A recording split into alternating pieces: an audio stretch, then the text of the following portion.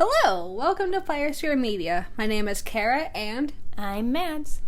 And this is just a pretty laid back video today, and we just wanted to talk about upcoming projects and what we are currently working on and what we have planned for the new channel and stuff.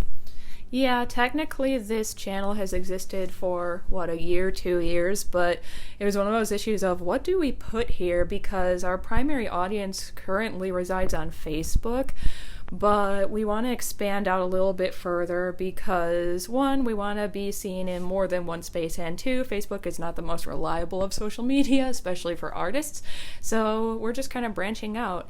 And for an intro video, we were trying to kind of figure out what we wanted to discuss.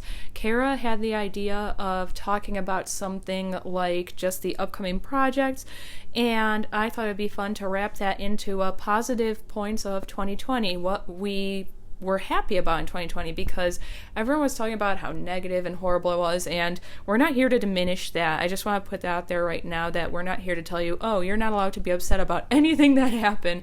We're just saying, there were also some good things that came out of it, so I'm gonna pass the mic back to Kara and let her tell you what her positives were, and then she'll pass it back to me and I'll tell you what my positives were. Yeah.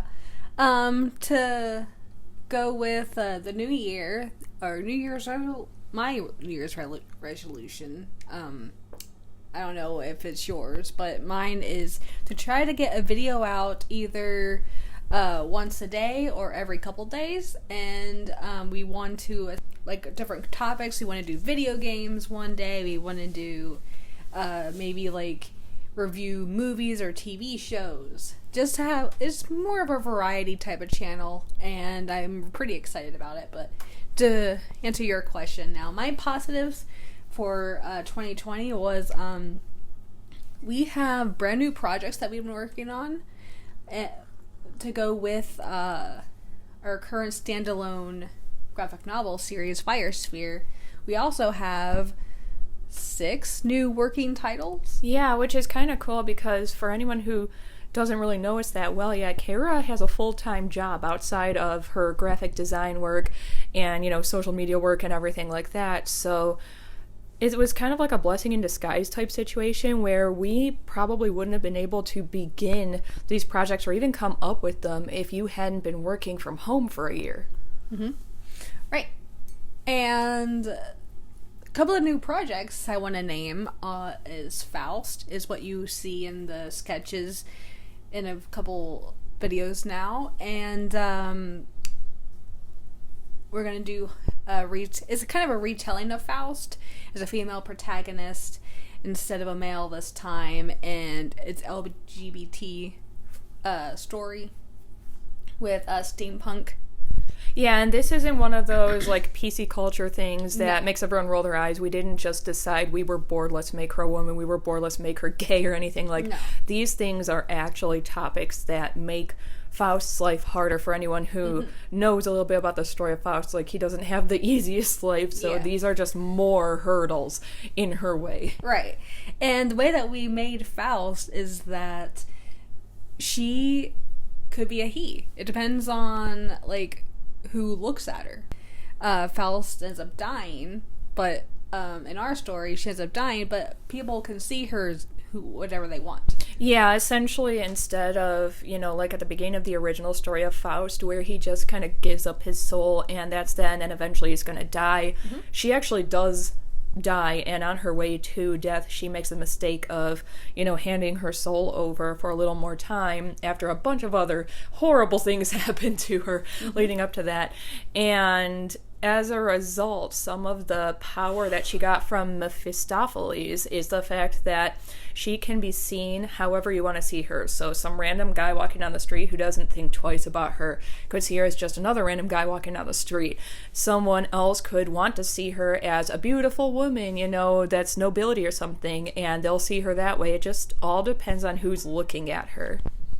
Yep. And that's just the one story. We're having 2 offshoots of Firesphere. We're having Daughter of Ra, which is Om's story adventures of when she was younger and what ultimately makes her the leader of the realms. Yeah, for anyone who is unfamiliar with us, do you want to give them a quick little insight as to who OMS even is? Yeah. So Fire Sphere itself is about Gabrielle, who wakes up in a dark room with no idea like where she is, and is led to essentially what is known as limbo, with a series of elevators by an orange cat. And she's just thrown into there, meeting all these different gods and deities, and she soon becomes a part of the Fire Sphere building team, because Kyoji the Grim Reaper takes her to the mad scientist's hide, and they discover that she is a unique soul, and they want to understand her better, see what is going on, basically, and she becomes part of what you just guarding the realms with everybody and protecting them from Spectre's grasp on the whole universes, because he's kind of like Satan or Lucifer, or just a little bit more darker. Yeah, more like a devourer of souls and yes. of worlds for his own pleasure, yes. rather than to gain a whole lot. Although obviously he does have his own goals and aspirations, but you learn more about those throughout the series. Yeah.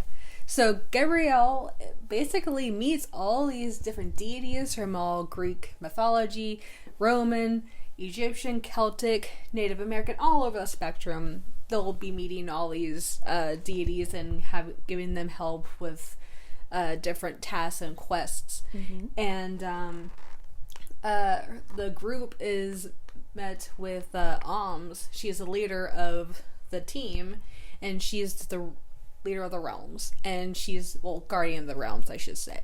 And she is in charge of, if something goes on, she has to wrangle up whoever is best for that battle. Yeah, and I know that was probably a lot to take in to anyone who's new to us and our project, so to break it down so far, Fire Sphere is a series that already exists. Right now we're currently working on book number 6, so we do have 5 books for sale on our website already if it's something you're interested in.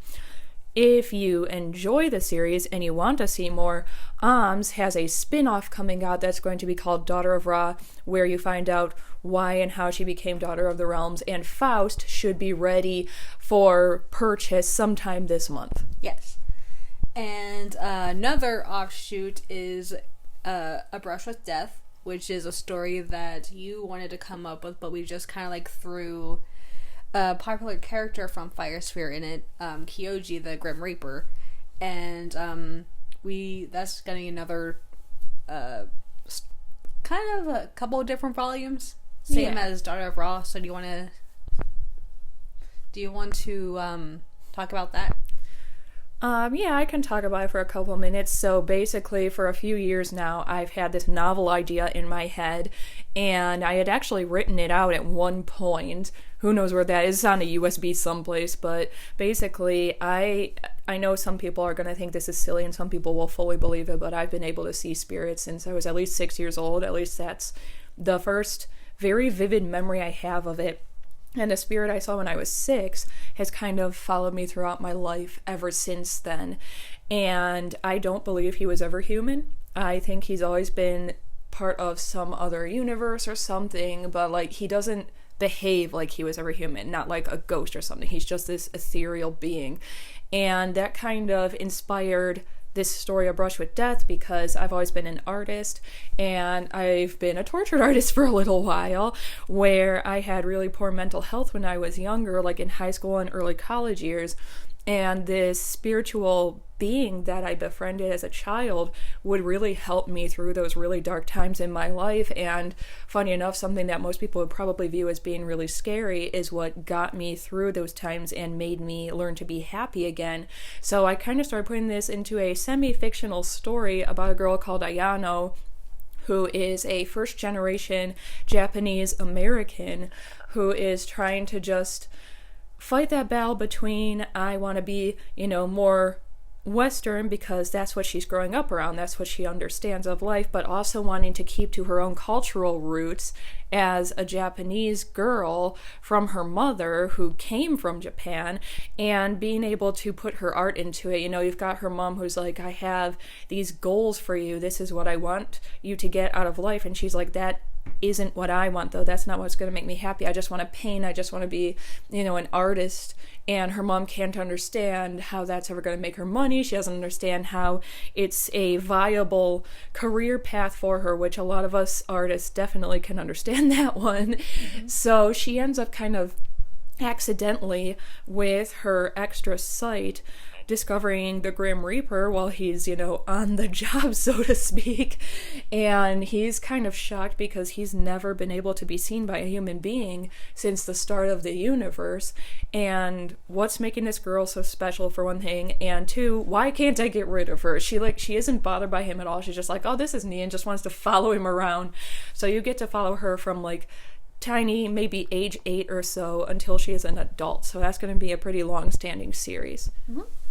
And yeah, so that's gonna be a couple of volumes of that, a couple of volumes of Daughter of Ra. We're gonna have probably quite a few different volumes of Faust, and other volumes that we're gonna be working on is our retelling of Hunchback of Notre Dame, and we're pretty excited about that because we're gonna go pretty deep into the novel, actually, instead of like everybody's used to. And we wanted to like bring back brothers that are not in like the movies. Jehan. And when Frollo was actually not a jerk in the beginning. Because Jehan is a jerk. They kind of like fused him together in the Disney one. Yeah, they did, because I'm pretty sure he was already a lot for kids, and Jehan would have been even, and everything that happens to Frollo in the book is just even worse. I mean, you try explaining to your 7-year-old kid why a priest went rogue and like sent someone to their death eventually. That's a lot for kids, I think. Yeah. Another one is the original idea for Fire Sphere, only I renamed it to Abaddon High. That's actually the town in Fire Sphere. It's just more basically the original idea of Fire Sphere was there's hell is basically high school. So there's all the different layers that everybody's familiar with from Dante's Inferno, but it's all the classrooms are on those levels. The different beings, the teachers are lost. Zeus is a gym teacher. Hades is in it. There's gonna be like overlappings from Fire Sphere characters here and there, but it's not gonna be like a direct like. It's offshoot. Kind of like with Brush with Death and stuff, where like sometimes Ayano will show up in Fire Sphere and other times she won't. Yeah, and but these are like completely different characters that it's gonna be like little anthologies for most of them. Yeah, they're one-offs. It's not a serial like all of our other stories are. It's like, yeah, there could be like an overlapping theme or an overarching plot, but for the most part, they're going to be standalone books. Yeah. And I feel like Zeus is probably plowing the entire PTA. And, but yeah, it's gonna be another fun one. Basically, the whole premise is everybody goes through hell. And each of the characters will go through some sort of changes in hell that represent that layer at the time. And somehow their adolescence and stuff, yes. Like what goes on in that person, because everyone seems to think like, oh, you're just a teenager, how hard can your life be? And it's like, do you not remember being a teen? Yeah. Because a lot went on. Yeah. So that's basically that one, and we're pretty excited about that. And another one, we're actually trying to come up with a good story for a Russian princess that we just wanted to like stumble upon, and we needed to tell her story. This one's probably gonna be like 2 volumes, like maybe like thicker pages of it, but we felt like her story should be told. And do you want to explain how you found her? Yeah, I don't want to get too in depth yet, because although technically like a human story is, I guess, public domain for lack of a better term, she does have living children still, and I don't just want to be, a jerk and just make this graphic novel without permission. Like, I'm sure he won't mind since it's all good things, but without saying too much, basically she was involved in the Holocaust, and she was someone who had been very kind ever since childhood, like, didn't, even though she had the silver spoon in her mouth, as all royalty does, she didn't use that, to harm people around her. Instead, she tried to help people with her power and her money and everything as a kid, and that eventually she ended up in a concentration camp, and that is where she learned, about, the really bad camps and what was going on there, and she endeavored to do all she could to liberate as many people as she could from ending up in those camps. So she's a pretty cool lady, and I think her story absolutely deserves to be told. She actually died not that long ago, but like I said, like, her son is very much alive and in the music industry. He's a really cool dude, and even though I don't technically need it, I'd like to give him a heads up that this is coming. So what other really positive things happened in 2020, or are you just about tapped out? That's a pretty good positive for me. It's just starting on different projects, and we're diving into not just comic creation, but we're diving into Twitch so that I can share my video game progresses. Yeah, and all that social media stuff will be in the description. Yeah, and you can follow us there. I play pretty much anything except shooting ones. Yeah, she's not good on the first person shooter. Yeah. You like the more, like, kind of fantasy games, like the one you're doing right now, and like Assassin's Creed and stuff. Yeah. It's not like I said greed, I said Creed. Assassin's Creed. Assassin's Creed, Final Fantasy, especially Final Fantasy 7, 8, and 10. Those are my favorite ones.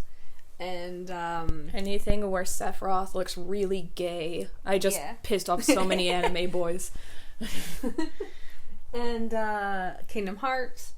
I'm currently playing Immortals Phoenix Rising. It's pretty fun.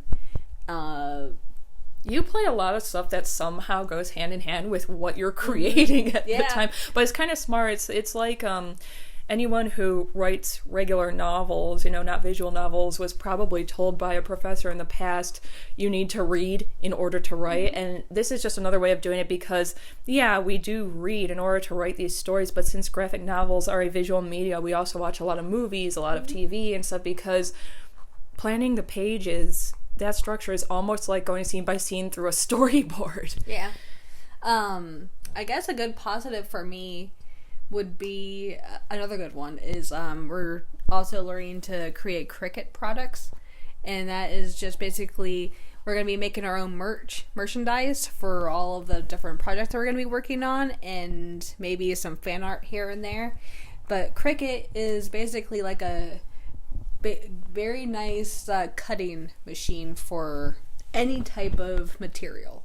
Yeah, it can do like wood burning, it can do etching, it can do engraving, and what's nice is since we own it, we're going to be able to do custom stuff for people. So if someone's like, my son Tim is going to be 10 and he loves Spider-Man, can you like make him something really specific with his name and Spider-Man involved? Like, we'll be able to do that for people. Yeah, we can make our puzzles, we can do customizations like what she just said, we can do but we're going to be glass. We're pretty excited about that, and it's just we've been just trying to figure out ways to make our own merch. That's not just creating graphic novels. It's more we're gonna make our own T-shirts. We're gonna make our own maybe embroidered plushies, anything like that. Yeah, we're working on a lot of stuff. It's all good things. Got any other positives that you want to share, or now are you done? We also do mythology trivias as well that a lot of people seem to enjoy. Yeah, and anything that we currently have available for sale is on our website. However, it's not just in the store. If you look in our portfolio, you can find more stuff. We can't list anything in our portfolio as being for sale on our website because we'll get flagged, because anything that is a pre-existing item, if you know what I mean, can't be listed. Well, technically it can, but I just don't feel... Unless you see us at a convention. Yeah. But yeah, I mean, we have a chat option on our website and stuff, so if anyone ever has questions, feel free to reach out to us, because the app's on my phone. I'm always there to answer people. And, I mean, people seem to enjoy talking to us at conventions, so we must be doing something right. Yep. So and that's all the positives for me. Go. You want to list yours, or you want me to go into negatives? I think everyone knows negatives already. Yeah. Yeah, so it's less like a whole bunch of positives for me, because obviously a lot of my positives kind of overlap with yours. Like, it's always good to have brand new projects that you're working on. It's more like a big blanket thing, I guess, for me, which is I'm someone who has always worked best under pressure. Like, I'm not like a procrastinator or anything, just if someone gives me a deadline, I can work very efficiently with that deadline. And 2020 was like one massive deadline in a lot of ways. Like, most of our money comes from conventions. There were no conventions in 2020 apart from maybe a couple teeny tiny ones here and there, but nothing that could make you like a decent wad of cash. So we had to really adapt to the situation. We learned a lot in 2020 about how to market yourself online, how to try to get your art out there to people, what kinds of merchandise to make that people are interested in, what styles of art to try. We learned how to do freaking animation, for goodness sake, just to do our own trailers for our own books and everything. Like, it's really cool, the stuff we had to learn in order to adapt with changing times in the virus and everything. And I think that is like my number one positive of the entire year of 2020, is just the fact that we had to come up with these new cool ideas that led to other cool ideas, and it just was this big snowball effect of good things that happened. And after coming up with it for an entire year, like, 2021 is going to be great for us now, because we get to put all of those things we learned into practice now. Instead of just talking about them, we get to start doing them, like what we're doing tonight. That I was like, I want to put out a video at least 5 times a week. It's now going to be the exact same 5 days a week, because I do have chronic illness and I do have down days, but I mean, we're going to do our best to do 5 videos every single week, maybe Twitch stream a couple times a week, just have this amazing time with the people who support us and hopefully grow our audience. But I mean, basically it's, the same stuff as you, along with that really big thing to me. But that's pretty much all I have left to say. I don't know about you. I want to actually say yes to the animation stuff, because I had a lot of fun learning how to do that. Basically watching tutorials from Disney animators and just having so much fun doing what I can at the moment. And we were able to do like a maybe 5-second little test run. Yeah, which isn't too bad. It only took us like a week to learn that much, and then we've learned all the shortcuts and ins and outs of the software that we would be using, so it's going to be a little bit easier and a little bit faster now. Yeah, and I think another good thing is that I want to make this channel a beginning one. You're going to see us learn along with you guys. Mm-hmm. So I think that's going to be a little bit different than people, like a lot of other channels seem to have already experts in things. But for us, it's just like we're learning the animation stuff. We're going to be learning it with you as well. So that's going to be kind of fun to see, like, these guys know a little bit, but what can we do along?